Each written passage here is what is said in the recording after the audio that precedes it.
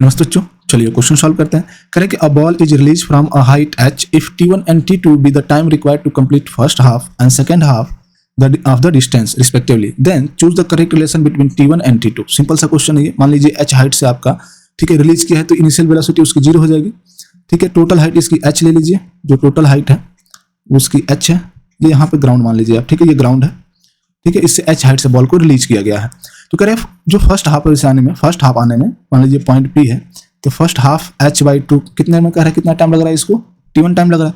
फिर second half कर रहा है यानी h/2 कितना टाइम लग रहा है इसमें, t2 टाइम लग रहा है, ठीक है।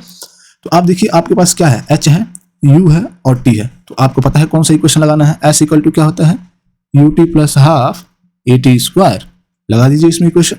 s हमारा कितना है, h मैं कंप्लीट के लिए पहले लगा रहा हूँ, पहले मैं टोटल के लिए लगा रहा हूँ। तो टोटल टाइम यहाँ कितना हो जाएगा हमारा, जो टोटल टाइम है t1 प्लस t2 हो जाएगा टोटल टाइम। तो ठीक है, h इक्वल टू ये हमारा 0 हो जाएगा क्योंकि u 0 है, ठीक है।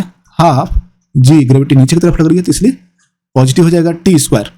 तो यहाँ पे आप t1 प्लस t2 का स्क्वायर कर लीजिए, राइट। इसे आप ले लो इक्वेशन नंबर 1, ठीक है, इसे इक्वेशन नंबर 1 मान लो आप, राइट।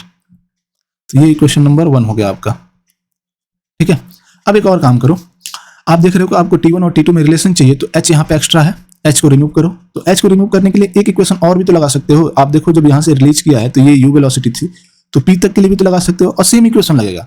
तो लगा लीजिए s equal to ut plus half at square. इसमें s की वैल्यू क्या है, अब की बार s/2 है, क्योंकि मान लीजिए ये पॉइंट अगर a है, अगर a पॉइंट से रिलीज किया उसने, तो पॉइंट p तक कितना हाइट है हमारी, h/2। इनिशियल वेलोसिटी इसमें भी 0 है, हाफ g, राइट। और t इसमें क्या है, t1 है, तो t1 स्क्वायर हो जाएगा, ठीक है। यहाँ से 2 से 2 कैंसिल आउट हो जाएगा ये, राइट। तो h की वैल्यू कितनी आ गई इसमें, g t1 स्क्वायर। तो h की वैल्यू रख दीजिए वहां पे इक्वेशन नंबर 1 में। तो क्या आ जाएगा आपका, g t1 square, let me change the colour, ठीक है, इक्वल टू क्या आ जाएगा, half g t1 plus t2 का होल स्क्वायर। आप g से g कैंसिल आउट कर दीजिए, आपका यहाँ आ जाएगा 2t1 square equal to t1 plus t2, right. अब ये स्क्वायर था तो इसको अंडर रूट कर लीजिए यहाँ पे, ठीक है। नाउ सॉल्व कीजिएगा इसको, तो आपका आ जाएगा under root 2t1, okay, equal to t1 plus t2, ठीक है।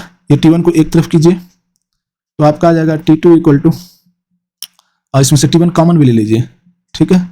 तो √2 - 1 t1, ठीक है। तो ये आपका रिलेशन आ गया, आप देख रहे हो कहाँ है, t2 इक्वल टू √2 - 1 t1, ये रहा ऑप्शन सी, ठीक है। तो ऑप्शन सी करेक्ट है।